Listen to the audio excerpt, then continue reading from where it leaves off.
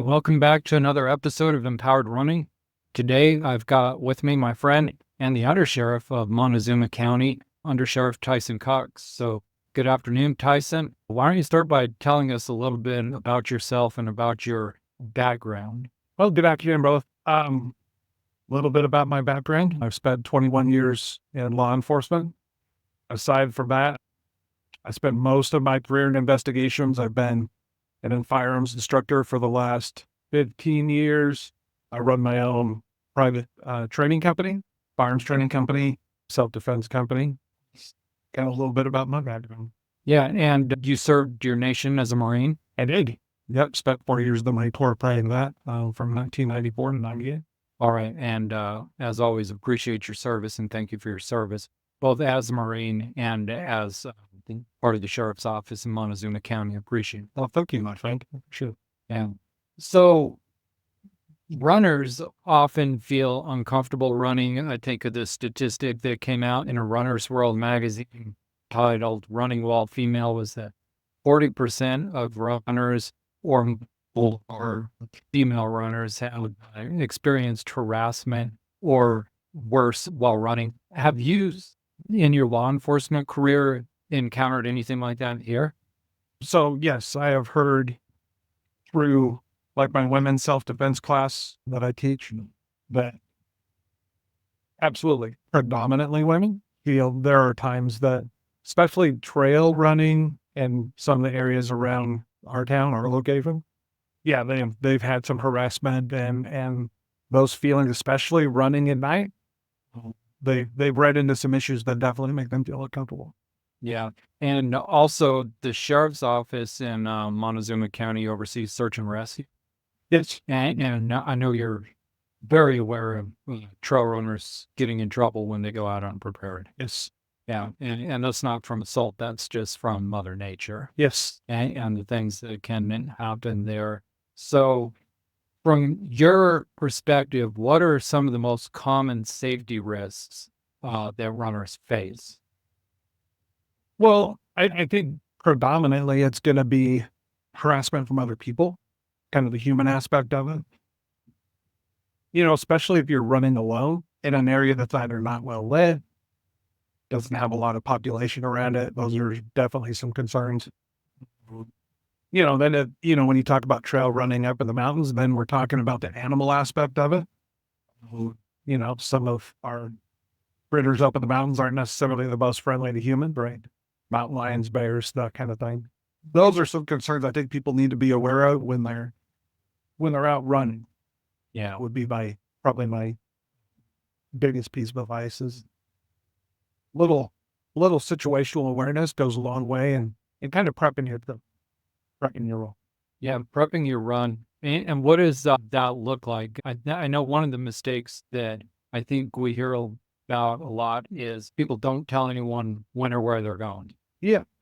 Let somebody know where you're going, where you're going to be. Because here's something to think about too is when you're out running, specifically up in the mountains, you don't always have service. You can actually be pretty close to town and at spots not have service. So if you sit down and let somebody know where you're going to be, when you start, when you end, that way if you're over on time, at least somebody knows to come start looking for you. Right. And when you're talking about that situational awareness, what are some things that people are generally unaware of that they ought to be looking out for? Or if somebody's not seasoned and not experienced and maybe a trusting person, what are some things to watch for in situational awareness? The biggest issue that I find is headphones. Right. Especially the noise canceling headphones. Right? It's a great sales deal. And those are good if you're in the gym. Maybe not the greatest if you're outside, outdoors, because that eliminates a bunch of your situational awareness. When you take away the ability to hear somebody coming, that's definitely something you need to think about. Now, look, you and I were just talking before we started this when we run, we like to listen to music, podcasts, the whole bit. I like to run more than run. I only keep like one earbud in so I can still hear what's around me because I like to rock out around my house. I live out in the county. There's been times I've been out working early in the morning and you come across skunks, I've come across porcupines, foxes, the whole bit, right? You want to be able to hear that. You want to, or whether it's people's dogs, vicious dogs, stuff like that. You just want to hear that coming. And when you're listening to music, to podcasts with those noise canceling headphones, it kind of depletes some of your situational awareness of what's going on around. Yeah, absolutely. And okay, so somebody's paying attention, they're looking around and they're hearing and they do see somebody that is suspicious or makes them uncomfortable. I want to break this down and get two responses from you. One is your department is underfunded. What is the reality if you're running on County Road G down in McConnell Canyon, either on the road or on the trails down there, and you have a situation and you're able to call for help? In Montezuma County, what is the reality? How long is it going to be before help gets there? You're looking at worst case scenario, probably 24, 25 minutes. Because we are running short staffed, we're running 2, maybe 3 deputies a shift. We've done some stuff with our schedule to kind of help with that a little bit, but at the very minimum, I mean, you're looking at 10 to 15 minutes until law enforcement can get there. In a worst case scenario, say it's, not shift change, so there's not everybody on duty. It's, just before shift change and your deputies are already responding to a motor vehicle accident. They're trying to take care of that. Now, yeah, it could deplete our resources real fast. And that obviously is going to extend our response time, but if the folks are tied up on some other critical incident, our resources get depleted very quickly. We have help from State Patrol and other agencies, Cork SPD and stuff around us, but it's still going to take some time for somebody to get to you. And whether that's 2 minutes or 25 minutes, you still, I preach this all the time in both my CCW classes, my women's self-defense. You have to be your own security detail. You have to be responsible for your own security until law enforcement gets here. It's important, there's some things you can do to pre-plan for that. First and foremost, program 911 as a speed dial in your phone. And now that we all have these fancy watches that connect to our phones, right? You can, if you have 911 programmed in your phone as an emergency, you can actually get on 911 from these kind of devices, which is good. That's a good thing. and you'd be able to access it from your watch, even if your phone was 10 feet away. Absolutely. And so that's a huge benefit. Yes. The nice thing about these kind of devices, the watches, the phones, is the other thing that's going to do is it's going to give you a latitude and longitude location. They track you, right? So that information can come into play later. But initially, if there's something you don't, I stress this to people all the time, trust your senses. And I'll tell you, women are way better at this than men because they put up with slimy guys in bars for years. And Right. they know when something doesn't feel right. Trust that sixth sense, right? When the hair stands up on the back of your neck, that's your intuition telling you something doesn't feel right. Take appropriate action. Find somewhere lighted. Find a crowd of people. Call 911. Whatever that looks like, make sure you're taking those steps quickly. Don't take a wait and see approach, because by the time you take the wait and see approach, it's too late. Especially if somebody is intending to do you harm. By the time you just kind of wait and find out, it's too late. And you're in the middle of something you don't want to be in the middle of. Okay. So you said take responsibility for your own self-defense. Absolutely. So what does preparation for something like that look like? And what are some things that you might recommend that somebody learn or somebody carry? And then I probably want to qualify that by saying anything you're going to carry, you should probably learn and use. Like, don't carry something you're unfamiliar with, right? Yeah. The biggest thing you're going to hear me, you'll hear me preach all the time is trend. It doesn't matter if, so let's kind of break this down in cues. The first and foremost thing you need to be comfortable with is your personal defense weapons. your hands, your feet. We're fortunate in our town that we have places you can go train. The Torque has jiu-jitsu academies at Woodwood, right? There's striking classes there, jiu-jitsu classes. Not only is it good just for the mere physical fitness of it, it's good for understanding how to protect yourself. That'd be kind of my first step. Be comfortable with your personal weapons. That's these and your feet. So your hands and your feet and your head. And your but if you're somebody it's avidly outdoors, it's your responsibility to take care of yourself. So we're going to break it down into cues, right? First is your personal weapons, your hands, your feet, your head, anything that's personally attached to your body. Then we kind of move up from there to items like pepper spray. Here's the pepper spray comes with its own gamut of training, right? The wind has to be right because you don't want to affect yourself, and you just want to affect the person that you're trying to protect yourself from. Pepper spray is not a cure-all by any stretch of the imagination. I'm a big fan of carrying, something like a good pocket knife. So like these, pepper spray is an option. In our women's self-defense class, we give the women a keychain baton, and I actually meant to bring one. I don't know what it would be, but we teach them how to use that as a personal defense weapon, all the way up to working with fire. I know because I like to ruck, right? When I go out rucking, I always have a gun with me, just because what I do for a living, I pretty much always have a gun with me anyway. But how do you take that along? How do you work that into part of your equipment you take out with you every day? That takes training. I'm a big fan of vanity packs. I use this one. It's actually given to me by a good friend of mine. I used to make fun of these when I teach my CCW classes.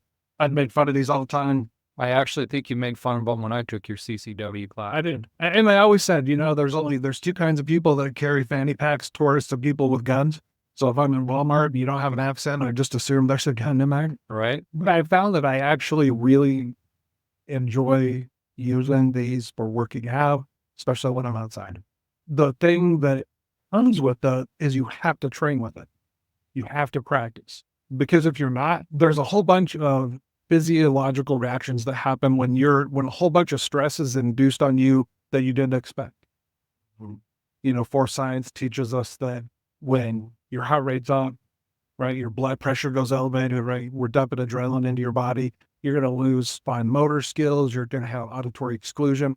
All these things are going to happen to you physiologically. And if you're not prepared for that and you haven't trained for that, then you're going to get into the black and you're in worst case scenario. And that's kind of what we talk a lot about, fight, flight, or freeze. You don't really know how you're going to act in a situation like that until it happens. Right. And that comes with training, right? We talked a lot about like jiu-jitsu, striking classes, stuff like that. That's going to cause what's called stress inoculation. When you get put into stressful situations, even in a training environment, the more you train, the better your body's going to respond to stress. Especially critical incidents that come out of the blue that you didn't expect, you're just going to perform them. That comes with training. So I can't preach training enough. So whether you're carrying a fanny pack with a gun in it, if that critical incident's happened, this is the first time you've ever drawn a gun from this type of a situation, then it's going to be hard for you. It's going to be very difficult because you've never practiced it before. To kind of equate it to running, the first time you start going out for a run, it's not like you're going to run a 5K or a 10K the very first time, right? Absolutely. You're right. You got to ease into that training. These items are absolutely no different. If you haven't trained with it, it doesn't help. The thing I like about the fanny pack situation, again, Q, is, and this is, and this is how I carry. There's all kinds of stuff in here. I like to keep a flashlight in here. I like to keep a tourniquet in here, just for anything that might happen. And I can keep my ID, and I keep my pistol with a spare magazine because Murphy's Law says you're going to use spare magazine. I like these for those kind of situations. I can like a bunch of stuff in here that should I need it, I'm going to want made available to me. The other option you have is these, they're kind of the stretchy waistband holsters. The nice thing about these is it's got a holster in here that your pistol fits in, right, with some retention because you don't want your gun falling out. You do carry a spare magazine, you do carry your phone in here. And honestly, your phone, is one of your biggest tools. Call the people that get paid very little to show up and come deal with it. But you can carry other items that you're going to need and something like this and just wrap securely around your waist. And I've actually found, again, I wasn't a huge fan of these either until I thought, well, I demonstrate them in my classes, thus I should probably use them. And I actually found that I really like it. It's a secure way to carry your gun and some other stuff you're doing. Is that a comfortable way to carry a gun? It is. I've actually found it to be pretty comfortable. Again, I'm rucking more than running. I haven't actually really tried this out like on a good run, but I know that when I'm rucking, everything stays very secure, it's a pretty thick spandexy type material that's pretty rigid, so that works pretty good. And it holds you, again, it's got a retention device to keep your gun secured. Because again, you end up in a physical altercation, you don't want to lose your gun falling out of your holster either. Absolutely. And you can carry some other stuff in there too. So I find both of these options, for working out outdoors, when you like to ruck, run, whatever, both to be really good. Great. Now, you mentioned going hard on training. Somebody is listening to this either on Audible, they're watching on YouTube, and they want to get training. What should they be aware of when looking for a self-defense class or a firearms class? I know there's a lot of self-defense out there. People mock it. They call it McDojo. They call it bullshito, because there's a lot of shit out there where people are just trying to make a quick buck, right? And I'm not teaching you anything that is going to be useful and may even get you hurt worse. So for self-defense, what should somebody look for in a class or curriculum? And then for firearms safety, what should somebody look for and what should somebody avoid? Do your research. Absolutely do your research. If I'm going to go to a class, I've done hours of research on that class, right? Although, right, I've taught firearms for about 15 years. When I go to a class, I research the class, right? When I go to a jiu-jitsu school or something like that, I'm doing my research and making sure that it's not some nonsense that's going to make your situation worse versus improving your situation. So just do your research and find a good class. And here's the thing about training. You get what you pay for. If you're taking a firearms class on the interwebs, that's a horrible idea, right? And actually, Colorado's now changed their laws. You can't do that anymore. You used to be able to take like your CCW class online. And thank goodness they changed that, because that's nonsense. You learn absolutely nothing by sitting looking at a computer screen. And I guess let me caveat that a little bit too. You can do some really good research and training on YouTube. YouTube has a ton of people on there. They're putting out great information, but it's mostly thought-provoking information, right? They're going to cause you to think about situations. Then you have to go train those situations in person. So when it comes to training, I can't stress this enough. Absolutely do your research. Don't be afraid to spend the money on it. And you get what you pay for. In essence, you could be paying to save your own life. Absolutely. Absolutely. And right, we've talked a lot about already. You're your own security detail. You're responsible for your own security until law enforcement.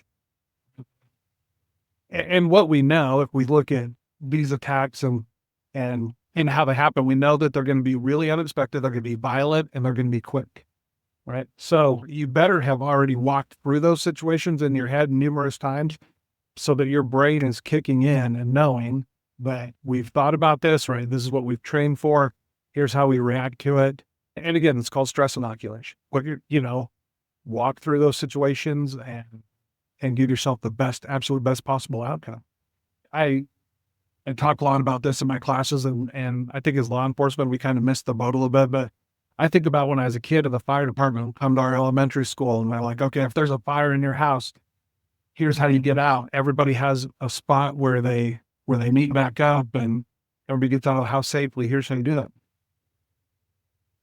For your runners out there, have they ran through the situation? Okay, I'm out for whether it's a trail run or it's something in town or whatever, and somebody tries to latch on to me. How do I get away from him? And just run through those scenarios with successful conclusions, because you're training so that when that incident happens, if it does happen, your brain's like, okay, I know how to deal with this, right? and it will kick in because in those stressful situations, your brain goes to its most basic form of training. And if you've never trained, that's a problem. To be fair, I've used stop, drop, and roll a whole lot less in my adult life than I thought I would. But yeah, I also don't remember law enforcement coming to my elementary school and saying, this is how to survive an attack. Sure. And probably in this day and age, that's more true than it used to be in years prior. I mean, we can look at what just happened in New Orleans. The active threat scenarios are becoming far more common. So whether you're out on a run or you're shopping at your local grocery store, those bad incidents can occur at any time. And are you prepared for it? And have you had the discussions? Have you set yourself up for success to survive those bad encounters? And I don't think people take that serious about it. They think, we live in a small town in rural Southwest Colorado. How bad can it be? What could happen? Well, you just never know. And you don't want the first time it happens to be then trying to figure out a solution. You should have already thought of those solutions on the front end and put the training in to survive those incidents on the front end. You don't want to figure it out at the last minute. Yeah, absolutely. Back to the fire analogy, you don't want to wait till there's flames to read the directions on the fire extinguisher because you're going to end up in a world of trouble. And back to preparedness, my dad gave me a piece of advice. I don't know how you'll feel about it, but he told me, boy, don't ever pull anything in a fight you don't want shoved up your ass. And so if you're going to actually pull out something to defend yourself, you need to make sure that it's not going to be taken away from you and used against you. Yeah, and we know that, through FBI data that about 10% of people, civilian people, when they pull a gun out, it's actually taken away and used on them. Oh, wow. That comes from a couple things. They haven't trained with it and they're afraid to use it. Here's the thing about firearms. And we don't pull them out to scare people. We don't pull them out to as a show of force. If you pull a gun out and you introduce a gun to a gunfight, you better be ready to use it. And if you're not, it's going to get taken away from you and used on you. So that comes with a whole bunch of training. So it's being responsible for your training and setting yourself up for success. It drives me nuts when I walk around like Walmart and you see people with headphones on. They're so unaware of what's going on around them. You go to the big cities, and my wife and I took a trip to Nashville a couple of years ago, and we're walking down Lower Broadway and just watching people generally today. Phones are the biggest distraction to our own security. You see people walking around. We watched a guy be hit by a cab at a crosswalk because he walked out into a crosswalk with his face stuck in a phone, and people just aren't paying attention. Yeah. So phones can be very distracting, but people are just not aware of what's around them. Right? We talked about headphones and stuff like that, right?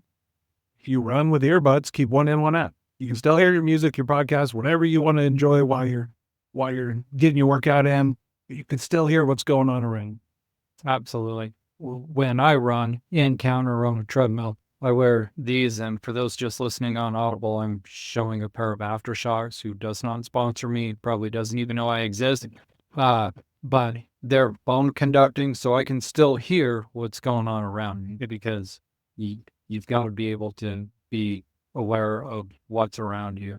I also carry a couple of items when I'm running. I carry in my chest spray. I wear this safety vest because I often run in the morning. I'm sure you've seen me out. I have. And I want to be visible to cars. Yes. That doesn't mean I'm going to be, but I'm going to do everything I can. I carry pepper spray. I don't carry it for defense against humans. I have more encounters with dogs that are not in a yard or on a leash than, well, to be fair, a 6'4", 210-pound guy with two dogs doesn't make a good target for a cat. So, but I have had dogs come after me and my dog. Sure. So I carried that for dogs. And then, like you said, I don't carry a tourniquet when I'm running in town. I do carry one when I am on the trails, but I do carry a couple bags for picking up after my dog, something to irrigate a wound, and then spray on skin for when you fall and you bend. It's just don't work when your whole knee is stand up. So I carry those things, but I definitely carry a tourniquet when I'm out in the woods, because we're thinking about survival trail running for me. The rules are this: don't bleed out, because that'll kill you quicker than anything. And then don't dehydrate. That's a big problem for trail runners who get lost and they don't have anything with them. So I carry a water filter with me, a grill water filter. And then don't get too hot, don't get too cold. If you can do those things, you got a pretty good chance of surviving. And I could talk about more about what I carry with you. But when I'm in town, I want to make sure I'm visible. And I have far more situations with dogs than I have with people. And I will say that pepper spray, or as we call it, OC spray, is good for dogs. They don't like it.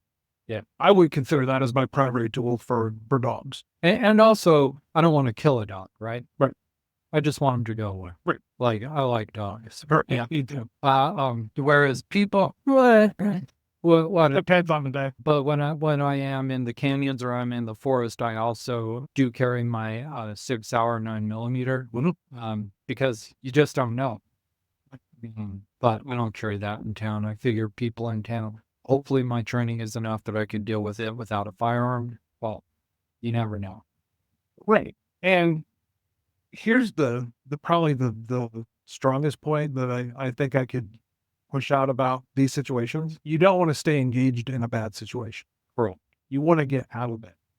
Right? Whether it's pepper spray or a pocket knife or a pistol or whatever. I'm not trying to stay engaged in this fight.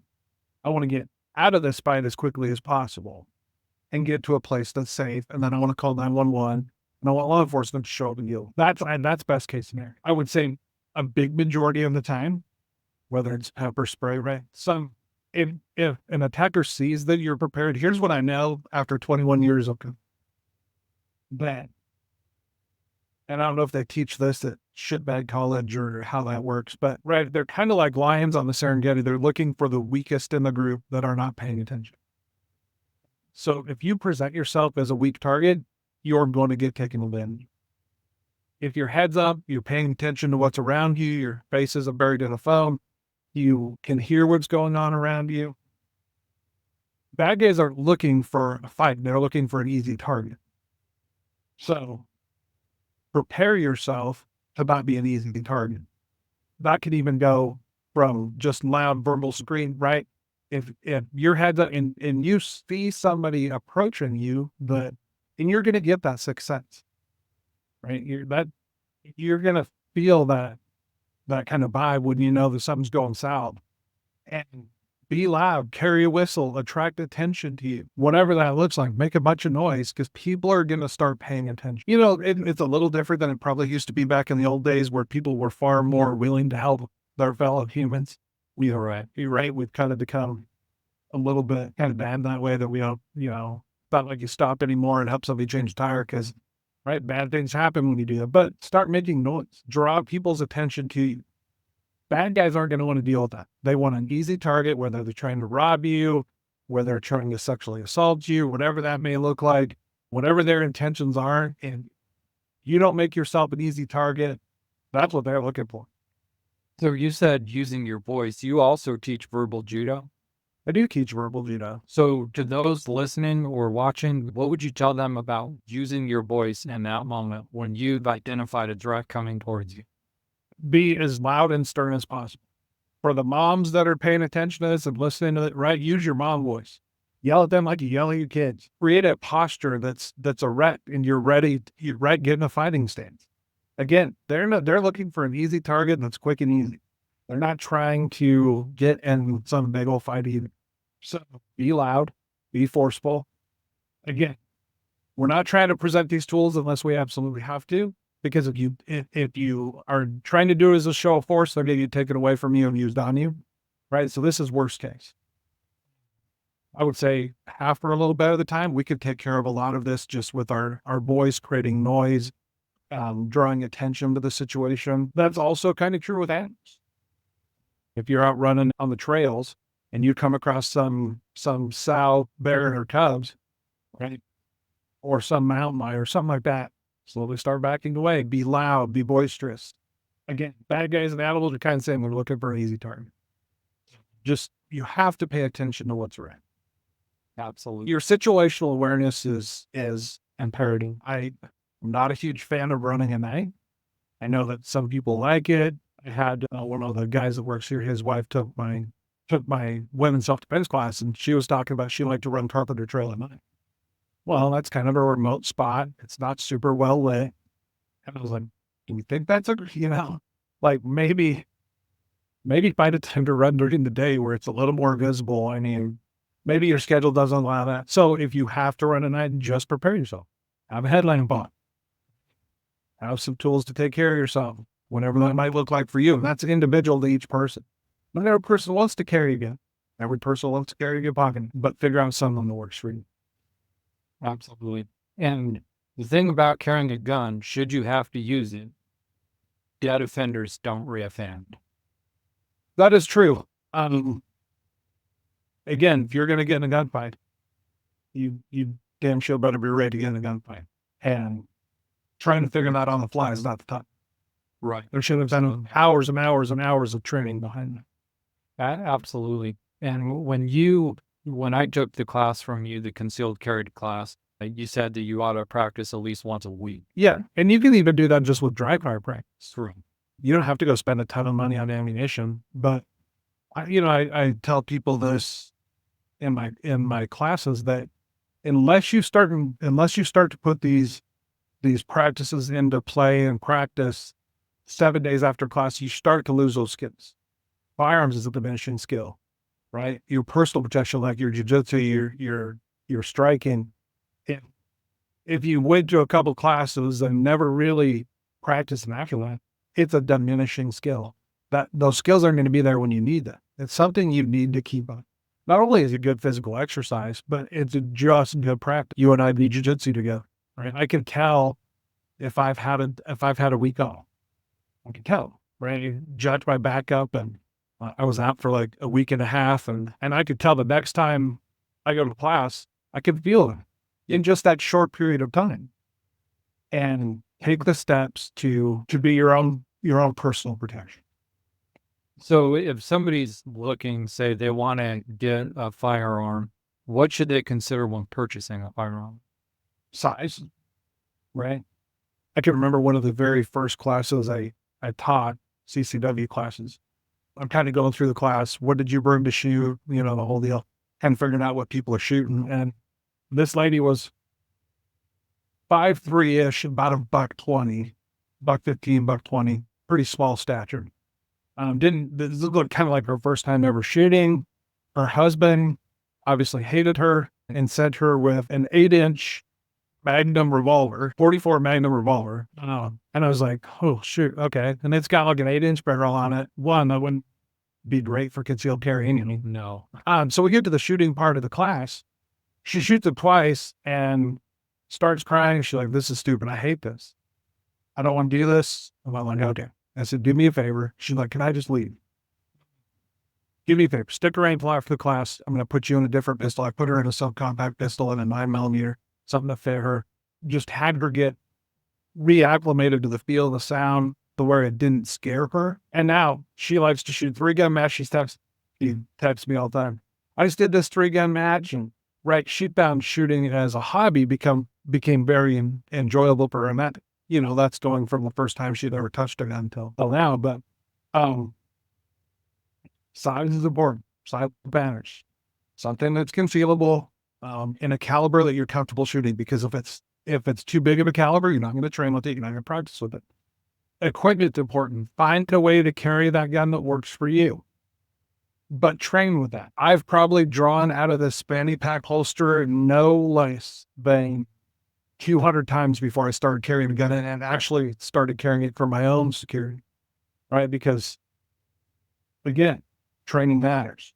Whatever you choose to do, whatever option you find works best for you, and there's a million options out there, just make sure and train with it. But when you're selecting your firearm, stay away from, my biggest advice is stay away from the junk, right? A $250 gun is a $250 gun. That's not a good thing.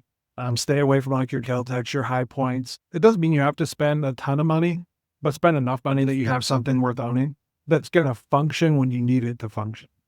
Right. And it's going to be an investment, something that's going to last longer than your vehicle, and you're going to pay way less for it than probably a set of tires. Yeah. Absolutely. I mean, you can get into a big Glock at $500-600. I'm a big fan. I carry 6 Hour, like this 365 macro is kind of my bending gun. Again, I'm looking here with my red dot on it and stuff. I'm into those for $900. I find that it works for me. The biggest thing is find a gun that works for you. And there's good options out there. The Glocks, the SIGs, Springfield Hellcat's a really good option. There's good options out there. Just find what's comfortable. And if somebody doesn't know, maybe they don't live in some place that's as pro Second Amendment as Cortez, Colorado, and somebody doesn't know the first thing about going to shop, how can somebody go find out what's comfortable for them? And how many rounds would you recommend somebody put through something before selecting that for a purchase? My biggest recommendation is talk to somebody that knows. So usually your gun shops, go to a local gun shop. The big box store gun shops, they're not really interested in setting you up for success. They're just going to try to sell you the most expensive thing they can. Find a good local gun shop. Probably my biggest recommendation, like here locally in the Cortez area, Colorado Gunfighters over in Durango is probably the gentleman that owns that establishment's a good friend of mine. And his staff is really good about setting people up. They're not trying to sell them the most expensive gun in the store. They're trying to set them up for success and get them into something that works for them. There's also places, if you can find a range that will rent guns, go try that. Rent a gun, put some rounds through it and see if you like it. Like the caliber that you like, because that's going to be very dependent. I would say guns are like Fords and Chevys, and then the weird ones, one of those Dodges. I'm very picky about the guns I buy for myself because they have to meet some certain criteria that I want. And everybody kind of needs to take that over. Find the gun that works for you. Doesn't have to be $1 million, but at least spend a little bit of money to get into something worth having. So you said Fords and Chevys, Dodges. If you can self-defense weapons for runners, you're going to get some stuff that's just absolutely hack garbage that I think people should stay away from. But I'd like your professional opinion. One thing you see all the time is the plastic rings with like a half-inch serrated blade on it. What do you think of things like that, or the keychain with two little prongs that are like half-inch? I mean, I guess that's all right. It wouldn't be my go-to. Again, if you've never been in a fist fight and you've never been in a striking situation, it doesn't matter what you have on your hand. If you've never punched something or somebody, if that's something new to you, it doesn't matter what you're having. You're not going to do it right. You're going to break your hand. I kind of prefer the kiss method. Keep it simple. Absolutely. Right? You can get a long ways with a good pocket knife and, some pepper spray. Obviously, we talked about pepper spray comes with some issues. The wind has to be right. You have to affect the eyes. And if you're going to buy, if you want to run the pepper spray around, that's fine. When you buy it, buy 2 cans and then figure out what the standoff distance is, meaning the distance from how far the string goes from the can till its max distance. You need to know what that is. So buy 2 cans, practice with it, right? Set up a target in your backyard, make sure the wind's right and you don't spray it back into your face because that's going to suck for you a lot. But again, it just goes back to the training component. That kind of stuff, I don't find a ton of value in it. Again, you can keep it real simple and have some really good tools that should you need them will work perfect for what you need.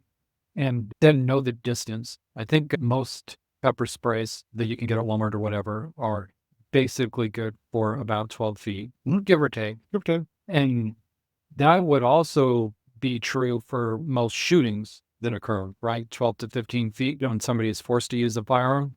That's what you're looking at. So you need to be really familiar with when somebody's 15 feet from you. Yes. Because that is your moment when you better make a decision. Absolutely. You want to keep that bubble, right? In law enforcement, we call it the reactionary gap. Like if somebody's inside your bubble, it makes it very easy for them to cause you harm. If you don't like people inside your bubble in that, right, 6 to 8 feet range, then these things tend to go in your favor. And again, that just goes to situational awareness of paying attention to what's around, paying attention to who's around. And again, I sense women are way better at this than men are, just because they put up with, sleazy guys in bars for 100 years, and their sixth sense in that way is probably better than ours. Unfortunately, men come with some ego of, oh, I can handle anything. Well, that's okay till you can't. And we both experienced that for trail runners in this area. Men's testosterone makes them think they can handle any, and we've got a few we haven't recovered yet. Yeah, it's again that preparedness, situational awareness piece is huge. Map out your trails, let people know where you're going. That way, if you're over on time, they know to send somebody to come look for you. Think about having the stuff that you need with you, especially when it comes to trail running up in the mountains and stuff like that. That should you get hurt, how can you survive till help gets there? Just think about those things that can happen and make sure that you have the stuff with you to ride out a bad situation. Yeah. And like we said, I guess the rules are, I didn't say make sure you keep breathing. That would be a self-defense situation. Don't let anybody choke you because you're in big trouble.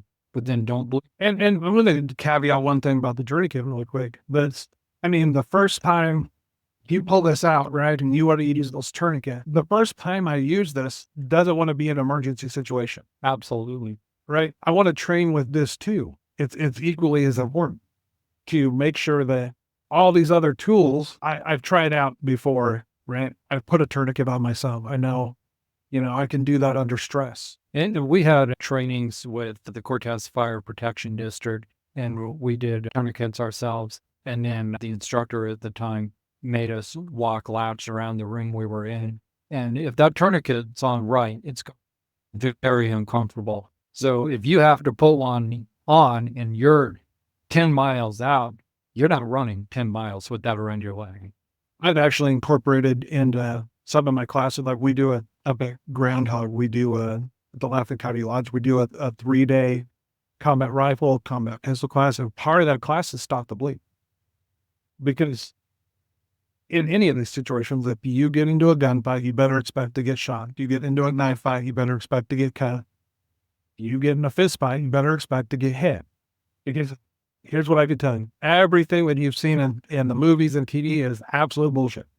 If the first time, I think Mike Tyson said it best, right?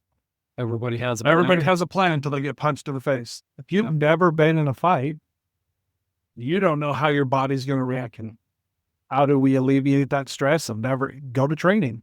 Go to a striking class, right? Where it's a controlled environment. You're going to get taught some very valuable lessons because there's a specific way to punch somebody to not hurt yourself, to not break your hand, to all those things. But again, get out of bad situations. Don't put yourself in situations where bad things can happen to you. Just be aware of what's going on and move away from it because that's not how you want to find out. Yeah. So practice with your tourniquet, then don't dehydrate because that'll be the next thing to kill you. And then don't get too hot, don't get too cold. That means you better be able to put up a shelter and build a fire. Absolutely. And they've made it easy to pack pull on with you, that you can easily pack that for, your trail runs in a small backpack that's not super heavy, that's not going to weigh you down, but it's going to keep you alive, right? Just those space blankets are, they're real thin. Shoot, they wad them up into packages that big. Mm-hmm. And those things are amazing, not only for keeping you warm, they're great for setting them up so people can see you. Signaling, yeah. For signaling what helps trying to get to you, right? Just carry a good flashlight. Absolutely. Always have a headlamp. Headlamp. Yeah. Yeah. We deal with this all hunting season, especially people that come here from out of state, that come here unprepared for the elevation, and they get stuck up in the mountains with zero way to help themselves get out of that situation. They get some elevation sickness and they have nothing to start a fire. They have no water. You just don't want to be that person. Set yourself up for success. It doesn't take a lot to do that. It just takes a little bit of preparedness, and letting people know what you're doing. So around that, one thing I carry doesn't weigh anything at all, but I carry a 65-gallon trash bag, weighs nothing. But I guarantee you, if I have to gather small firewood, I can get a whole lot more in that bag than I can in my own. Sure. Absolutely. So, and besides, when I'm done carrying firewood, I can get inside it if I need to. And it'll keep you dry. It'll keep me dry. Yep. Or it'll keep whatever I'm able to get in there dry. Yeah, absolutely. So, and that weighs, how much does the garbage bag weigh? I mean, you're talking grams. Well, if that slows you down. You have bigger issues beyond. Yeah. Yeah. Yeah. The most important thing is just be prepared. So if somebody's never trained with any of these items, they need to start training as they buy it. If they're talking about the pepper spray, where should they aim? The best place is you want it right across your eye rings. Right. So basically just picture, just right into the eyebrows. You want it to drip into the eyes. That's what you're looking for. But the thing about pepper sprays you have to realize too is it's not an instantaneous reaction. And there's some people that aren't affected by this at all. Have you ever encountered anybody like that in your trainings? I have. I've encountered those people in real life working situations that I gave them a face full of pepper spray and it didn't bother them a bit. I can think of 2 or 3 times over my career where that happened. Some people just aren't effective. And is that like a natural immunity thing, or is that they've got substances on board and they're on a cocktail of stuff that Can makes be them both. affected? Can be both. Yeah. Kind of both things would apply. But some people I had a sergeant that I used to work for, Wade, back in the day when I first started, like he would put pepper spray on his taco well. Ouch. It just didn't bother him. That seems like an expensive hot sauce. Yes, it's not smart, but whatever. Some people aren't affected by it. Again, when we talk about pre-planning, you have to have plan A, B, and C, right? If A doesn't work, you got to roll to B. Then if that doesn't work, you roll to C. But that honestly only comes up with training. Right. Put yourself in stressful situations in training because you're getting that stress inoculation. Then when it comes time, when it happens in real life, your brain's going to go, yeah, I've got this. And we know what we're supposed to be doing. And again, we're fortunate in our small little town that we've got some amazing training opportunities, some amazing trainers. If you don't take advantage of those, kind of your bad. You're not setting yourself up for the best case scenario. And I want to give you an opportunity to promote Lucky Irish. You do firearms training, you do CCW, you do tactical. What else do you do, and how can people find out about it, follow you, and get involved? So the easiest way to find us is on our Facebook page, Lucky Irish Tactical. We do everything from CCW classes to tactical handgun, tactical rifle. Those include stop the bleed, women's self-defense. This year, I want to institute a low light training. We know from the data that a majority of the incidents will occur in low light situations. There's some very specific technique that comes into play when you're shooting a pistol at night with a flashlight in your hand and all those good things. So we're going to institute a low light class that we want to get going. But the easiest way to find the Facebook page and Lucky Irish Tactical, and that's where we're at. And honestly, as much as social media annoys me sometimes, it's the cheapest, easiest way to get information out when we're doing classes.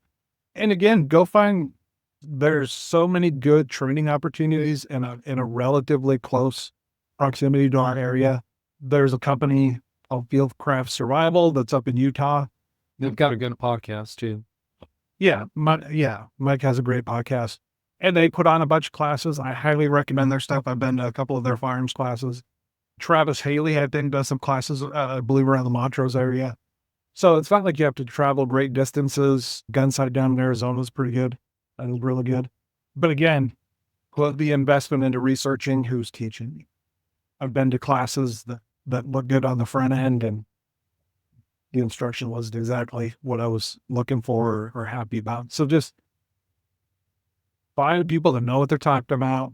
And unfortunately in the gun space specifically, like we tend to be pretty hard on, it tends to be a little chippy at times. Though this person doesn't know that. They don't, look, there's a ton of great instructors out there. Just find somebody that knows what they're doing. And if you have a question about a class, you can always message me from the Lucky Irish Facebook page, and I'll give you my best recommendation on the instructor. But I'm always trying to find good instructors because I never want to quit training, quit learning. And it's hard because I am the trainer a lot. I like to just go be the student.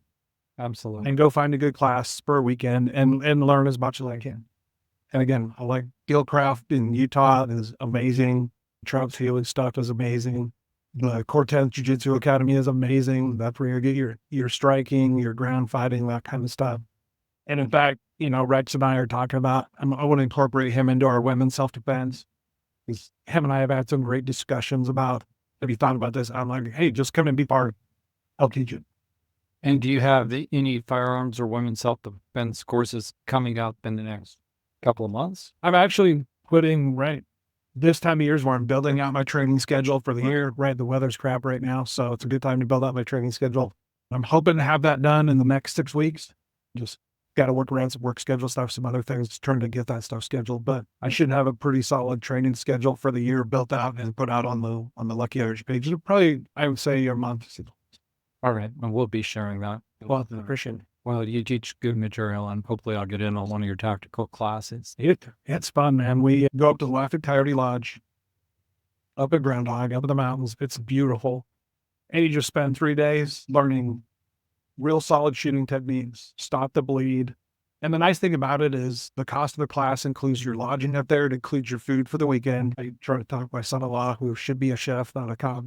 He'll come up there and usually do like a shrimp boil Saturday night, right? And it's just a good chance to network and connect with other people that are wanting to train and build their skill set as well. I bring in some really good instructors for that to kind of help complement that. And it's a fun weekend, man. It's and I try to keep here's the thing about my training thing is I'm not like trying to do it to make money.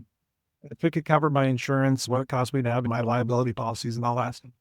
I just want people to have the best information they can to survive that situation. That's kind of where my interest is at, is, when these bad things happen, the better prepared you are, the better it is for you. And that's really what I care about at the end of the day. That's what I'm looking.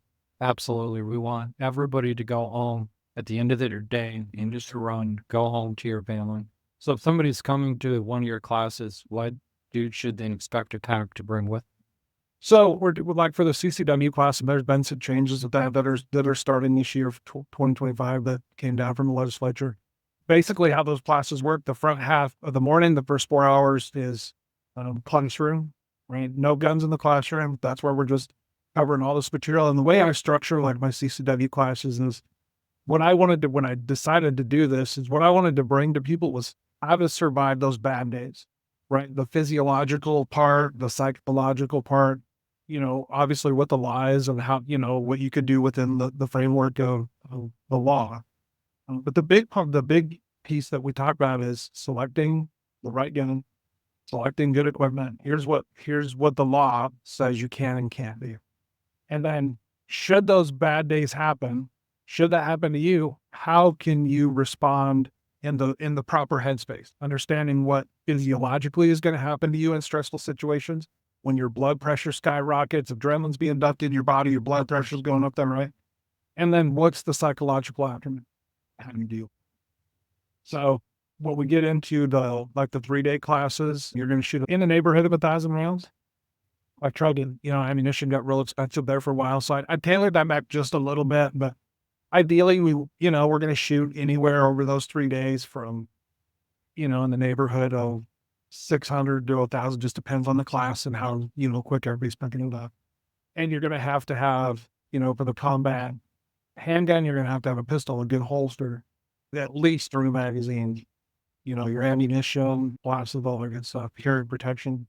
For the rifle class, for combat rifle, you're going to need either a good AR or AK platform with a sling, about the same number of rounds, about the same number of magazines. And then you also have to have your pistol because we mix in some. And then for the tactical rifle, do you prefer someone to show up with the scope or open sights, or do you care? For what we're doing for for the combat rifle, that's not really a scoped rifle kind of a thing. You need to have a good red dot. That needs to be zeroed. Your iron sights need to be zeroed when you show up for class. So you're wanting to get red dot, get reflex optics. Okay, awesome. And at the W, you need to have 50 rounds of ammunition? Yeah, that's the state requirement now. And the class has to be at least 8 hours. And you have to shoot at least 50 rounds as part of the new legislation, which I think is due. If you took your CCW class on the internet, what did you really learn? You didn't learn anything. So if your butt's not in a seat in the class, you're not going to learn. And Absolutely. And even beyond the class, if you don't get out to the range and put some Yeah. rounds through the weapon. And absolutely. And there's, we talk about places to trade here. Get a membership to the Four Corners Rifle and Pistol Club or wherever else you might be listening to this. Go get a membership to a range. That gives you somewhere to go train, right, on your own. And when you do that, just don't go there and just blow through a box of ammunition, just blow through 50 rounds. Find something to train on, whether it's trigger press, sight alignment, sight picture, your trigger press, reloads, whatever, but find something to train on. So it's just like anything else, you want to set a goal. Like I've got certain running benchmarks I want to hit. I'm beyond the point in life where I'm going to hit my personal records anymore, unfortunately. Right. But I've still got goals. I want to do this many miles a month or whatever. In jiu-jitsu, I've got certain goals for this year. I want to get the first takedown. I want to maintain positional control for 100 seconds. Set a goal for what you're going to practice on to get better. If you're just going out there just wasting ammunition, you're really not learning anything. Yeah, and if you just want to waste the money, you could send it to me. Yeah, absolutely. Venmo Shack with your ammo money. Yeah, I'm happy to put the time in for. And then what would you say? Because inevitably somebody is going to go out and they're going to be practicing, and before service, they're going to be practicing in BLM because they don't want to spend the money to join the range. What kind of safety tips are you going to give them for when you're practicing in public land? I'll be honest. I know I'm going to get some bad feedback from this, but I'm just such not a fan of it. I like training in controlled environments. I like to know that there's a good enough backstop. It's going to catch rounds. That you're not going to just send stuff out into the right. Because when you're out shooting on Forest Service and BLM, there's so many variables. I'm just not a huge fan of it. I like, we'll spend our membership here at the range. I think it's $55 a year. That's nothing. Yeah. Right. That's going out to eat a couple times, but it's safe. And I'm just not a huge fan of going out on the public because you just never know what you're going to run into. Making sure you have a good backstop that's going to catch rounds, because from the time they leave the muzzle till they come to rest, it's your responsibility. Right. And I know I'll probably give some lip punch, but I'm just not a fan of it. Well, make people think about it, whether it gets backlash or not. The other thing I would say when you're out on public lands, everybody knows 3 of anything is a warning signal, or they teach us that in search and rescue, 3 blasts on the whistle, 3 blasts on an air horn, whatever. You see it all the time in the movies. Somebody is stranded, they need help, and they fire 3 shots up in the air. If somebody is going to try to signal for help using a firearm, where do you want that barrel? You want to point it down to the ground. Right, that's going to stop the round. Here's the thing about shooting bullets up into the air.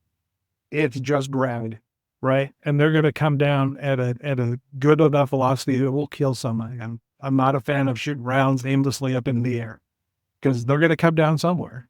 You just don't want them to come down on somebody's head.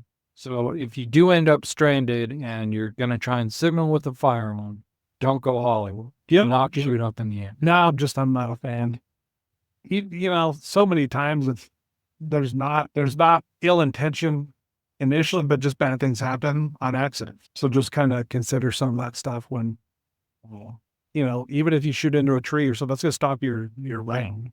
Right. And whether it's pointed up or down into the ground or into a tree, the noise is still the noise. It's still going to push what you want. Right. Absolutely. And probably don't do that unless you're fairly confident somebody's within sound, although the sound from a rifle is going to carry a lot farther than the sound from your bowls. Yes. But it is a good method of if you think somebody's close, right? It's a good method to draw somebody attention to you. Yeah. Just do a thing. You would say so. Absolutely. Anything else that you'd like to have people generally ask me to do this is just to get the information out there to train, right? Take your training seriously. Find good equipment, find good training, you're going to be fine.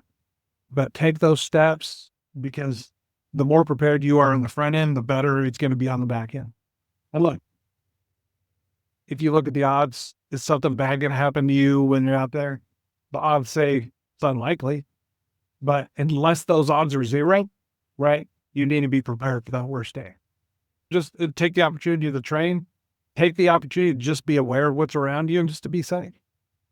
All right. Thank you, Tyson. And we're going to link to Lucky Irish Facebook and the show notes and look forward to doing this again soon. Awesome. Thanks, brother. Appreciate it.